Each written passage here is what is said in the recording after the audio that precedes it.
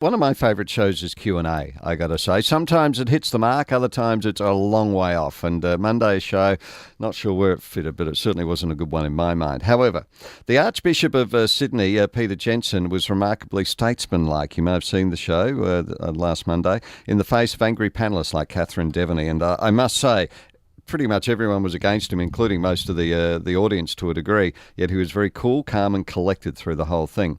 He was there to talk about asylum seekers, gay marriage and other issues, but something that really caught my eye was when he defended his point of view that in their marriage vows, women should promise to submit, and I quote that word again, submit to men.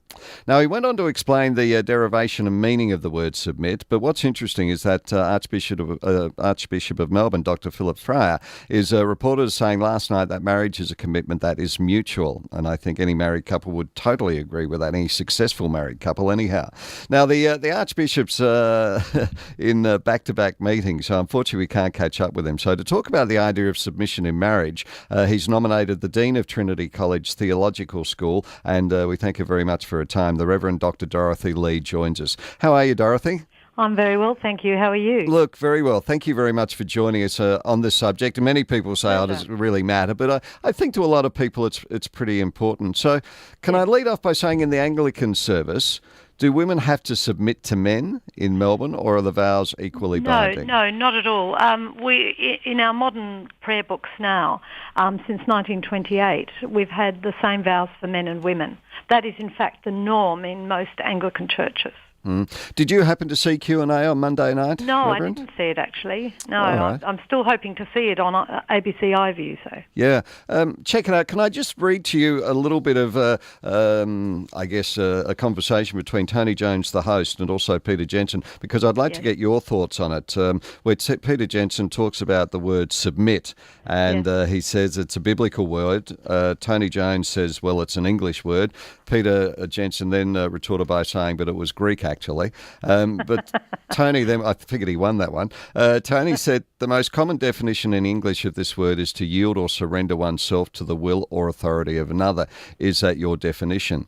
And Peter said, well, I'm submitting to you. You're the boss. I'm submitting to you, but I'm still equal with you, I believe. The word submission, does that ring true to you in that form? No, it doesn't actually. I think. I take the point that it's a Greek word, but I think it does mean does have the sense of letting your own will go, so that the others will actually dominate. You will obey that person. You will submit to their desires and their decrees. To me, it's a model of dominance. And interestingly, the passage that Archbishop Jensen is quoting, which is from Ephesians, also talks about the obedience of slaves and even the submission, elsewhere in the New Testament, the submission of slaves to their masters, which is not a model that any Christians these days would accept. So there's a logical inconsistency happening here, I think. Is the Bible out of date then, do you think? No, not at all. Not far from it. Archbishop Jensen and I would entirely agree on the centrality of the Bible. Some of the things in the Bible are for their own cultural context and make sense in that context, but the core of the Bible, including the idea of submission, incidentally, the same letter says submit to one another. And so the idea that you might actually offer, that in marriage you do offer yourself to the other person, and in a certain sense you do surrender your will to that person, but as long as he or she is surrendering to you, then there's an equality, a mutuality about it that I think is very important. I would not take the same view about the difference between men and women, although I think it's there, but I wouldn't see it as so extremely as perhaps others would in the Anglican Church. Reverend, do you think Archbishop Jensen's been unfairly criticised over this? Well, I didn't see Q&A. I mean, I don't think he's a man that should be underestimated. I think myself he's a fine man and he's a fine theologian and a man I respect. I happen to disagree with him over this issue, but that's what Anglicanism is. We do disagree with each other, and we're able to do so in love and respect. And that's, I think, the way he treats people who disagree with him. And I hope we're able to do the same with him. But I do disagree with him. On that point.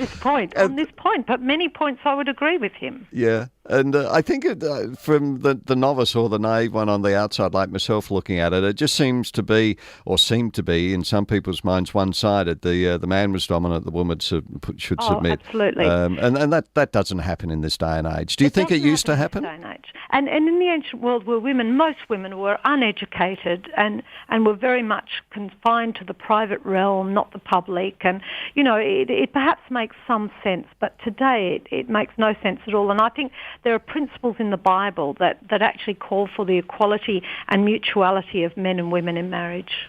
As a theologian like you are, and as I said earlier, studying at the theological school or the dean of the school there, do you find as you read the Bible and some of the text within it, if you take it as it's written literally, it doesn't relate that often to how it should be interpreted today?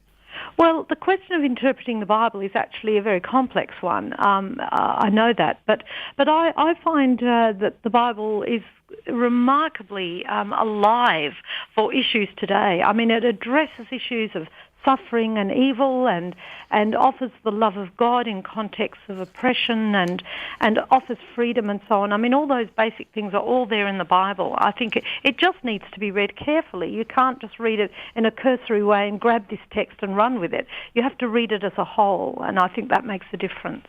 Thank you very much, Revd Dr Dorothy Lee, for joining us here. It's an insight into it. And as I said earlier, when I was watching the show, everyone was attacking Peter Jensen, but he was very much at peace with what he was saying in his belief, and one has to acknowledge and admire him for that. Indeed, I agree. Thank you very much for your time. Thank you. Take care. Bye-bye. Bye-bye. As I say, the Dean of Trinity College Theological College there, the Revd Dr Dorothy Lee, speaking about submission, the word, as far as marriage is concerned.